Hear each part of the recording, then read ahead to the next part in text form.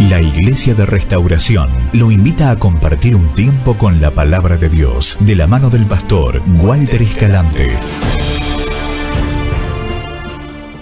Busque la Biblia, por favor, 2 de Corintios, capítulo 3, versículo 14.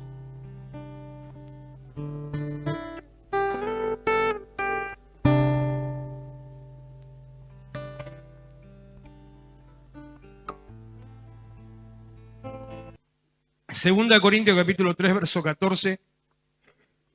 Siguiendo con la palabra, comenzamos el miércoles. El día sábado empezamos una serie que no es esto, una serie de mensajes sobre las claves para el crecimiento personal, pero tomando los mismos textos, el mismo versículo de inicio, vamos a ir a ver otra enseñanza del Señor para nuestras vidas. Así que, pero el entendimiento de ellos se embotó, porque hasta el día de hoy, cuando leen el Antiguo Pacto, les queda el mismo velo no descubierto, el cual por Cristo es quitado. Esto hablaba principalmente el domingo, también fue la palabra que compartimos sobre este pasaje, y todo lo a continuación. Estamos hablando de un tiempo de cambio, un tiempo donde Dios quería llevar a su pueblo, está hablando de Israel, llevar a su pueblo a un nivel distinto. Dios quiere llevarlo a usted a un nivel distinto, o usted quiere quedarse en el nivel que está.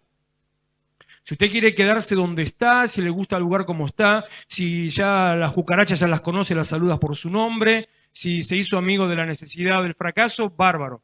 Pero no es la intención de Dios. Dios quiere llevarnos a un nivel distinto. Dios quería llevar a su pueblo a un nivel distinto. Dios quería cambiarlo de posición. Entonces está hablando ahí de pactos distintos, está hablando los versículos anteriores de la revelación de Dios con su pueblo. Entonces había toda una situación donde ellos estaban transitando hasta alcanzar, y en un momento es donde estamos en el versículo 14, dice, su entendimiento se embotó. Literalmente el original quiere decir que le fue puesto un velo sobre su mente, que un callo se le formó en la mente, y que perdieron, la palabra se utiliza para explicar esto, perdieron la capacidad de entender. O sea, como que el domingo lo dije, y que no me queda otra palabra, la única palabra que yo puedo usar para explicar esto es que se taró. Lo que mejor define es quedó tarado. Y porque es una palabra que no es una mala palabra, representa un estado psicológico o mental. Entonces, ese es el entendimiento embotado, sin capacidad de entender. Por lo tanto, dice, versículo 15, y aún hasta el día de hoy, cuando se lee a Moisés, el velo está puesto sobre el corazón de ellos. Como ese entendimiento se taró, quedaron tontos, no podían entender. Como su entendimiento quedó bloqueado, no podían entender, no veían que Dios les estaba dando direcciones para alcanzar, Dios les estaba dando señales para alcanzar, Dios les estaba dando herramientas, maneras para poder alcanzar una bendición, y ellos solamente miraban el velo de Moisés y no salían de esa situación. No salían de su pacto, no salían del pacto antiguo. El día domingo el enfoque que hacíamos sobre esto es en las cosas que hemos recibido, en la manera que recibimos a Cristo, con nuestras primeras enseñanzas, con una tradición antigua, con un pensamiento tal vez sacado un poco del contexto, con un pensamiento incluso religioso, sacado del contexto de lo que Dios quiere para mí. Porque así como dije recién, a mí yo no estoy acá para trabajar para conformarlo a usted, sino para hacer lo que Dios quiere que haga. Del mismo modo, para hacer lo que Dios quería que hiciera y no lo que la gente quería que hiciera. Hay un montón de pasajes, algunos fuertes sobre eso. Vamos a entrar ahora al Deuteronomio capítulo 1, pero me viene a la mente un pasaje en el libro de Números, no recuerdo el capítulo, cuando el pueblo está molesto, cargoso, pidiéndole al Señor que le den carne, porque ellos querían comer carne. ¿Y sabe cuál fue la respuesta de Dios? Le dijo a Moisés, hace tal y tal cosa, entonces van a recibir carne. Y fue así que tal sucedió que empezaron a caer codornices a la altura de las manos y las agarraban directamente con las manos, sin necesidad de cazarlas. Y Dios le dice a Moisés, van a tener tanta carne que le va a salir por la nariz. Y dicho y hecho, así fue. Empezaban a comer y empezaron a reventar de la cantidad que comían, porque no podían manejar lo que Dios les estaba dando, porque tanto insistieron, no querían a Dios, sino lo que Dios quería darles.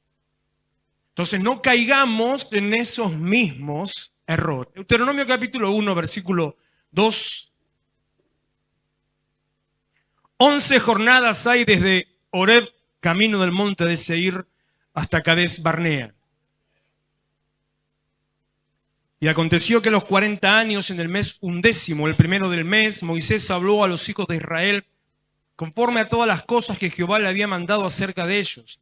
Después que derrotó a Sehón, rey de los amorreos, el cual habitaba en Hesbón, y a Og, rey de Basán, que habitaba en Astarot, en Edrei, de este lado del Jordán, en tierra de Moab, resolvió Moisés declarar esta ley diciendo, y Moisés empieza a relatarle a su pueblo lo que Dios les había dicho para ellos. No me lo sé de memoria. Jehová nuestro Dios nos habló en Horeb, diciendo, habéis estado bastante tiempo, ¿lo tiene en su Biblia? ¿Qué dice? Deuteronomio capítulo 1, y ahí llegué al versículo 6. 1:6. Habéis estado demasiado tiempo, ¿a dónde? En este monte. Han llegado y han estado y han permanecido demasiado tiempo en este... Atiende el teléfono. En este monte, en este lugar. El monte del cual habla es el monte Horeb. Si usted toma un mapa de la época bíblica o un mapa de Israel y Egipto, donde está la península de Sinaí, en la punta de la península de Sinaí, hacia el sur, ahí está el monte Horeb, el monte que representa la presencia de Dios. Pero lo curioso de esto comienza en la combinación con el versículo 2. Versículo 2 que dice, 11 jornadas hay entre Horeb, entre Cades Barnea y el monte Seir. 11 jornadas, un viaje de 11 días que tenían para realizar para llegar hasta el lugar del propósito de Dios. Pero Éxodo capítulo 16, verso 35, búsquelo o anótelo como quiera, lo que prefiera. Éxodo 16, 35. Voy a ir un cachito rápido, espero que me pueda seguir, porque si no, no puedo decir todo lo que quiero y tenemos la Santa Cena y demás. Y la dedicación y las premisas. Me da letra, me enseñas. Éxodo 16, capítulo 35, si lo encontró, pero yo no lo marqué, está hablando del maná, el alimento que Dios había dado para su pueblo durante su estadía en el desierto. ¿Conoce esa historia? ¿La conoce? ¿No la conoce? ¿Y por qué no contesta?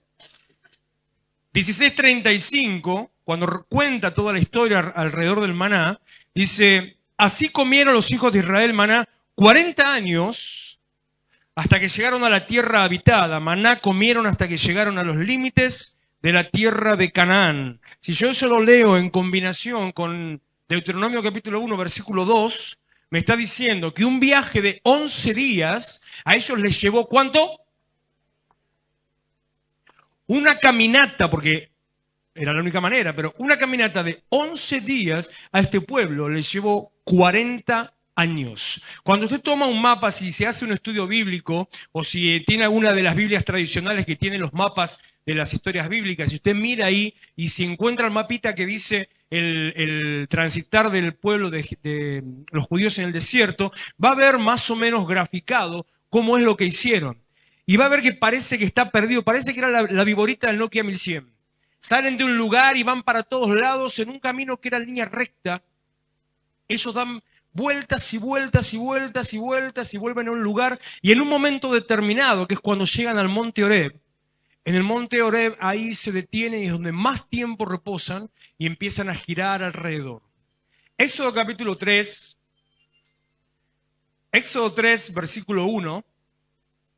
Dice, apacentando Moisés las ovejas de su suegro Jetro, las llevó a través del desierto hasta, ¿qué más dice? La versión La Reina Valera dice, exactamente, las llevó hasta Horeb, monte de Dios. El monte Horeb, un monte que tenía un volcán, era un volcán con su cráter en la punta, un monte que frecuentemente humeaba para los habitantes de la zona no judíos, antes que existieran como judíos. Para los habitantes de la región, ese monte al cual ellos temían, bien en las costumbres paganas, en la antigüedad, que le temían al sol, a la luna, a las estrellas, le temían a ese monte, porque ese monte rugía, porque ese monte escupía fuego, porque ese monte largaba humo, y entonces lo consideraban que ese monte era un dios. Cuando salieron un poco del paganismo y empezaron a entender, y Abraham trae la revelación y ellos empiezan a entender la existencia de un Dios único y verdadero, no cambia mucho su visión respecto al monte, sino que entienden, el monte no es un Dios, en el monte vive Dios.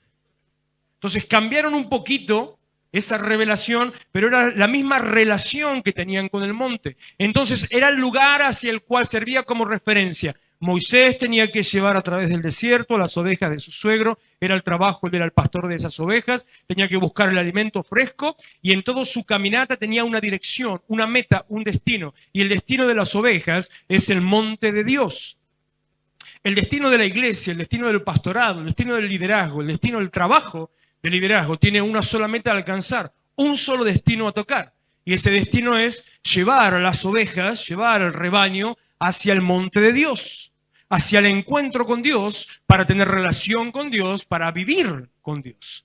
Es simbólico de esa misma situación hasta el día de hoy en la iglesia.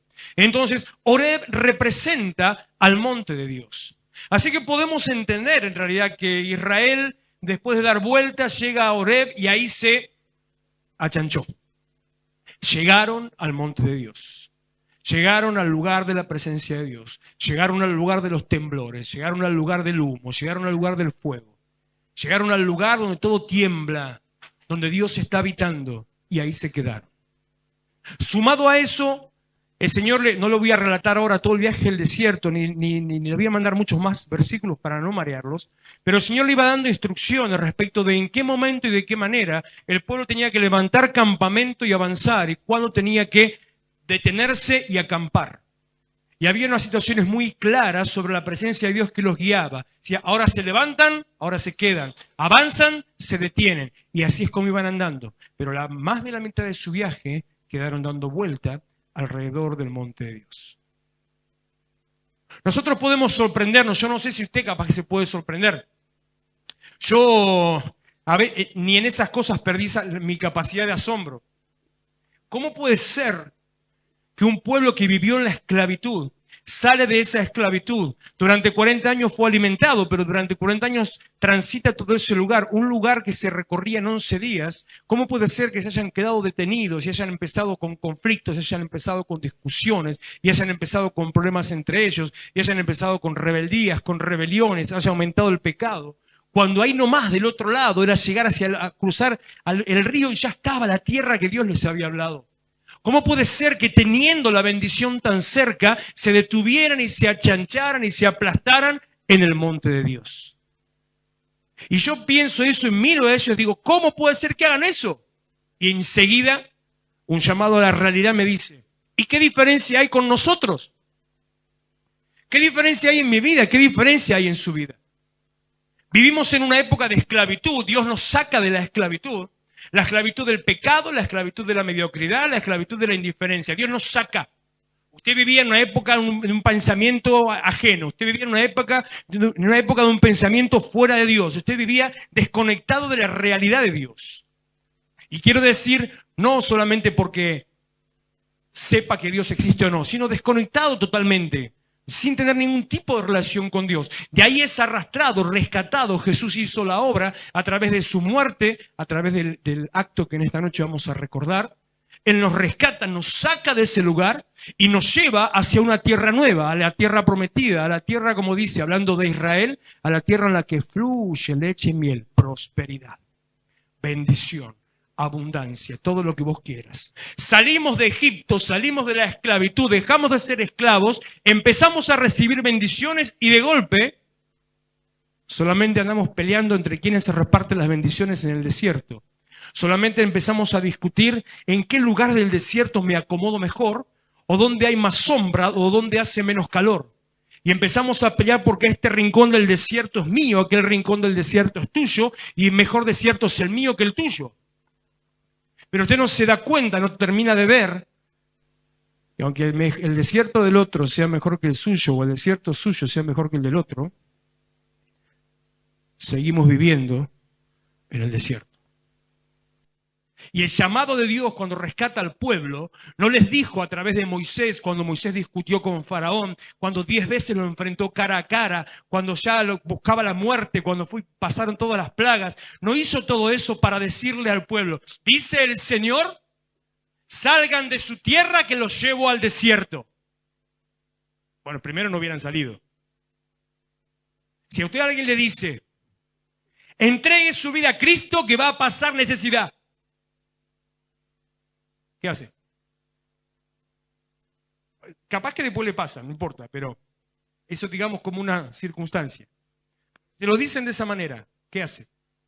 Si le dice, invoque a Jesucristo en su vida, busque a Dios, que va a ser infeliz, ¿qué hace? Se queda donde está. Se queda donde está. Es que el llamado de Dios no fue, vengan al desierto. El llamado de Dios fue, vayan a la tierra donde fluye abundancia. Vayan a la tierra, luego voy a leer el final de este pasaje en Deuteronomio, vayan a la tierra que yo les daré, una tierra que es así, de esta manera. Yo tengo un lugar preparado, pero nosotros tenemos la tendencia de achancharnos. 50 pulgadas, PlayStation, pochoclo, y ahí me quedo.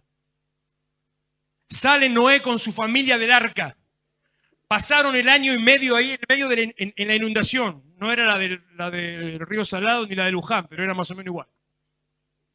Están ahí buscando, aparece un poquito de una hojita, el cuervo sale, encuentra tierra, pasan unos meses más, salen a tierra, llegan a un monte, descansa el arca en un monte en Turquía, ahí se afirma y salen ahí.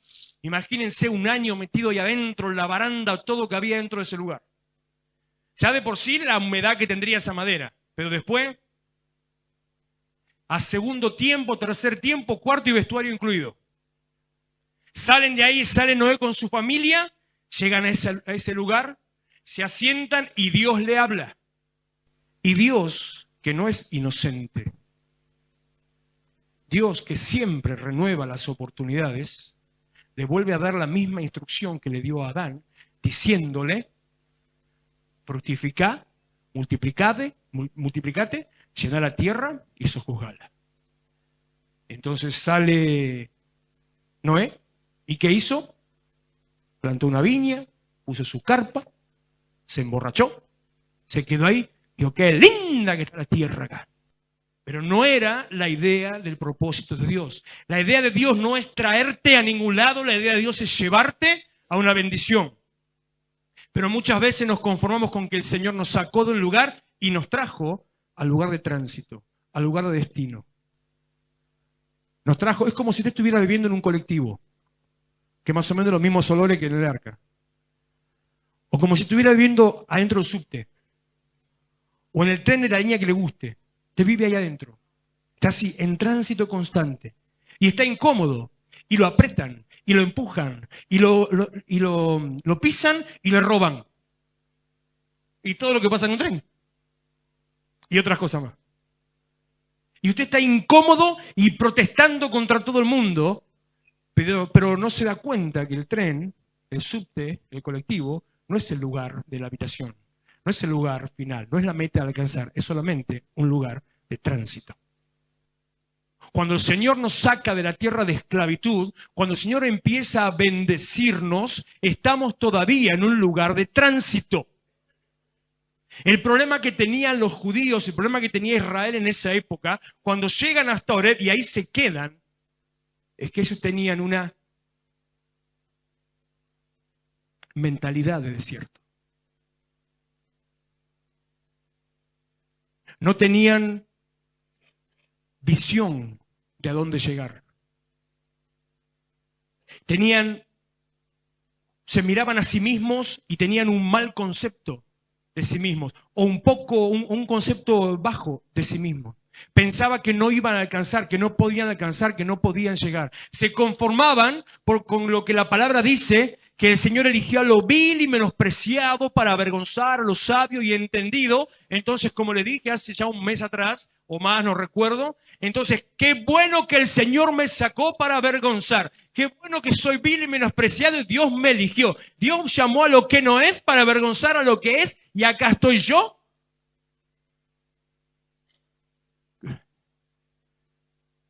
Y sigo no siendo. ¿Dónde estoy avergonzando al que es? ¿Dónde estoy avergonzando al sabio y entendido? No es que tenga que hacerle pasar vergüenza a alguien. ¿Sabe lo que quiere decir? Porque capaz que usted está pensando que le quiere hacer pasar vergüenza a alguien. Entonces se encuentra un tipo de plata y le hace calzonchino. No es la idea, no. Lo que quiere decir esto es que el otro, el que no tiene a Dios, aunque esté en un lugar superior, lo va a ver a usted y va a ver una persona bendecida, va a ver una persona próspera, va a ver una persona feliz, y va a ver una persona plena, y va a decir, pero, mira el rata este. Yo que estudié tal y tal y tal, yo que tengo tal y tal título, yo que tengo tanta guita, y este nada. ¿Por qué está así? Eso significa avergonzar. Sin embargo, nos conformamos con solamente el título, rescatado por Dios. Como decía, estábamos conversando hace unos días sobre eso. Me conformo solamente con la idea de, pero ese no tiene paz. Yo tengo a Cristo en el corazón. Y el otro puede tener más paz que vos, que con Cristo en el corazón andás mendigando, andás llorando y andás picoteando en el piso a ver si encontrás al menos una lombriz seca para comer. No es la idea de Dios. No es el propósito de Dios. Voy a ir cerrando y a ir cortando partes para poder terminar. Busque 1 Corintios 2:16.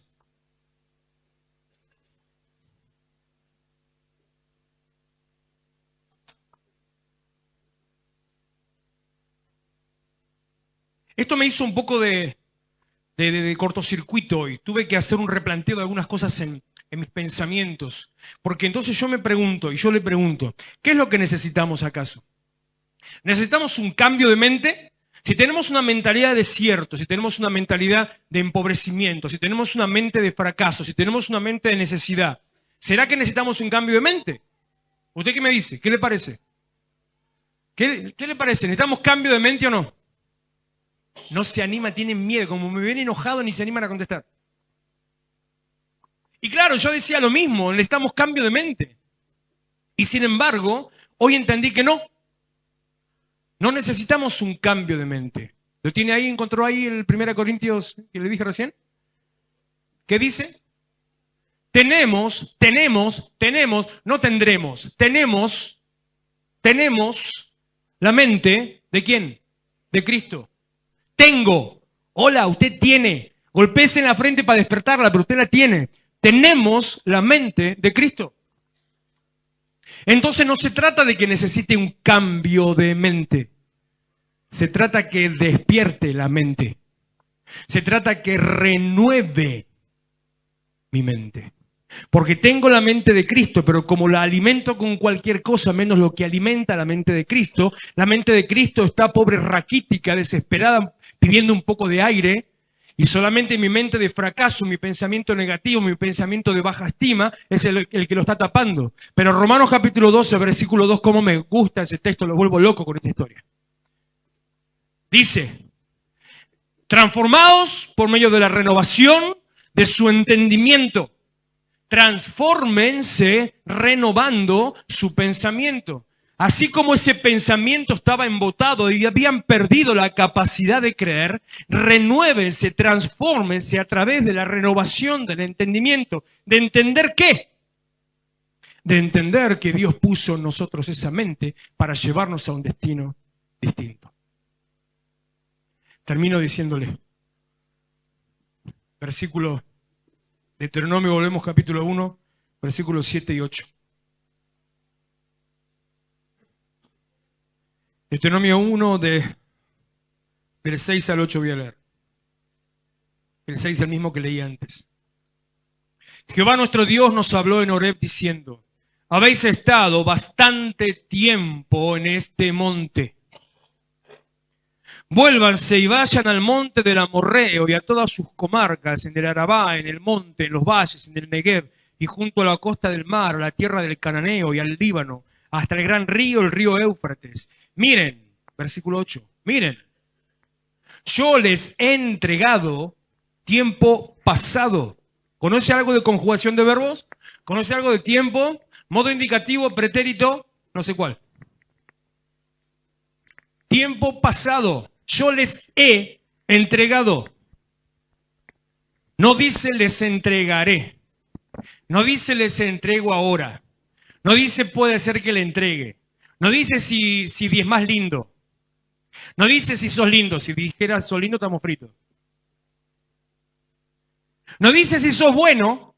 No dice ni siquiera si sos santo. Mirá vos, es complicado, te digo. Es complicado. Él dice, te entregué, te entregué, te entregué. Miren, yo les he entregado la tierra. Entren y tomen la tierra. Entren y tomen la tierra. No fuimos llamados a vivir en el monte. No fuimos llamados a vivir en Horeb. No fuimos llamados a vivir en el desierto. Así como le dije, y espero que a alguno le haga un cortocircuito en la cabeza y que a uno no les haga demasiado para que no les talle. Pero así como el monte Horeb representa la presencia de Dios, no fuimos llamados a vivir según el ritual evangélico.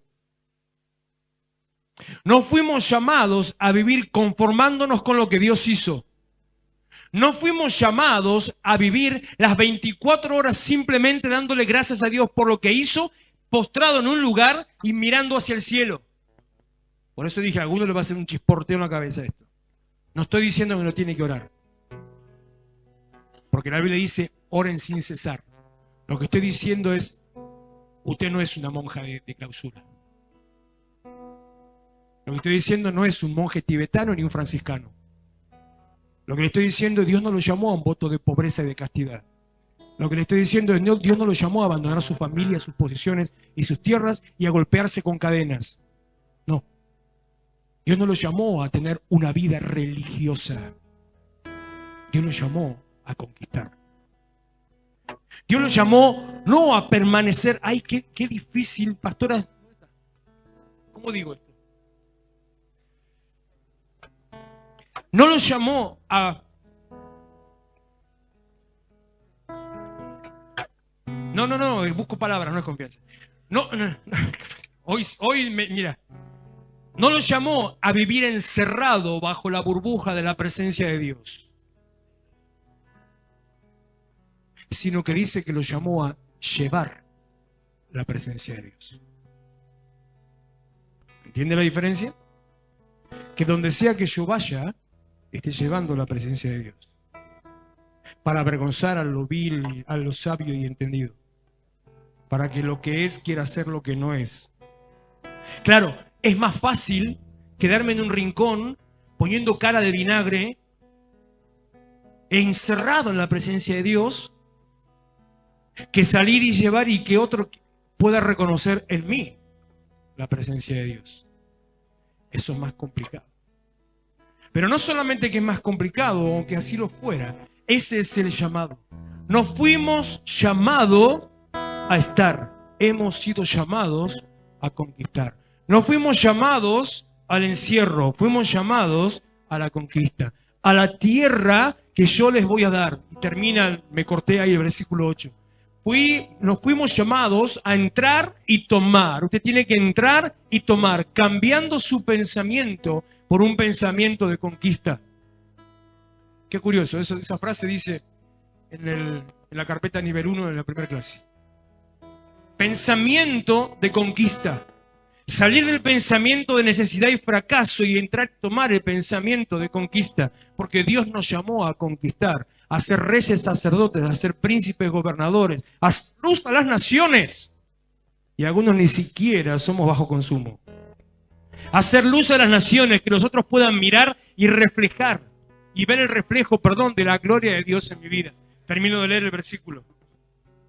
Miren, les he entregado la tierra, entren y posean la tierra que Jehová juró a vuestros padres, Abraham, Isaac y Jacob, que les daría a ellos y a su descendencia después de ellos.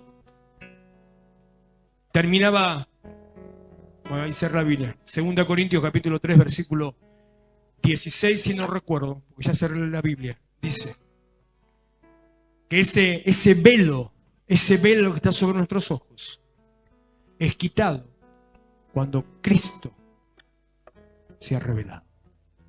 Cuando se conviertan a Cristo, les decía el otro día, muchos no estamos ni siquiera convencidos. No estamos convertidos, somos evangélicos. No estamos convertidos, somos cristianos. No estamos convertidos, venimos a la iglesia. No estamos convertidos porque estoy acá, pero mira a Cristo, mira a Dios, se vuelve a Él, está bajo su cobertura y bajo su dirección. Eso es convertirse.